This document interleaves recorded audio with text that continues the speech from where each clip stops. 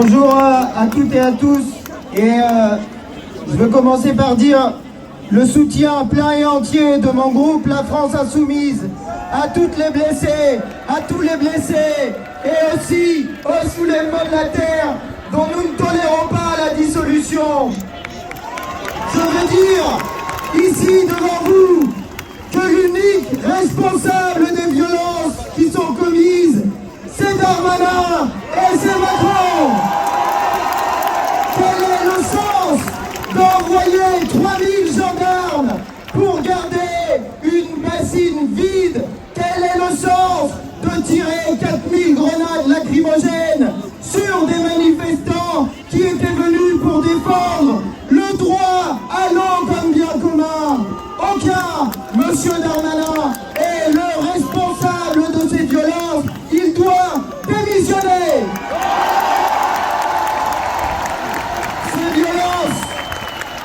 Ces violences qui sont commises, elles ne sont pas seulement commises contre les luttes écologistes.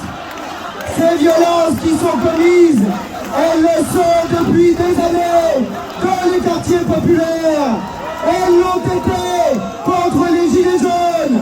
Elles le sont aujourd'hui contre un peuple tout entier qui se lève pour ses droits.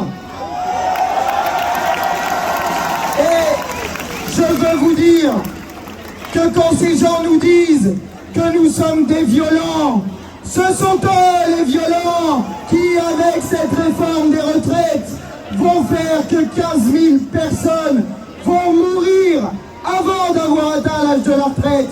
Voilà la violence contre laquelle nous battons. Et j'en finirai là.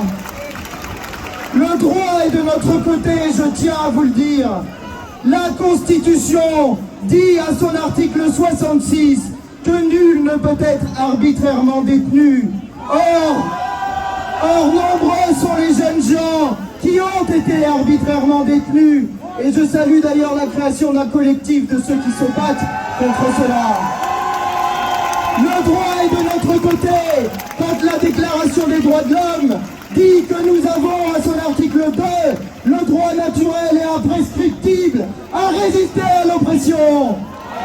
Le droit est de notre côté quand la Déclaration des droits de l'homme et du citoyen nous dit que la force publique est créée non pas pour mater le peuple, mais pour garantir ces droits de l'homme et du citoyen. Le droit est enfin de notre côté quand la Constitution dit à son article 2 que le principe de la République, c'est le gouvernement du peuple, par le peuple, pour le peuple. Alors ne tolérons pas que d'une manière ou d'une autre soient restreintes nos libertés publiques. Battons-nous jusqu'au bout. Ne tolérons pas les arrêtés préfectoraux, jamais publiés, qui interdisent de se rassembler. Nous avons le droit de nous rassembler, nous avons le droit de manifester, et nous le ferons jusqu'au retrait de ce projet de réforme des retraites.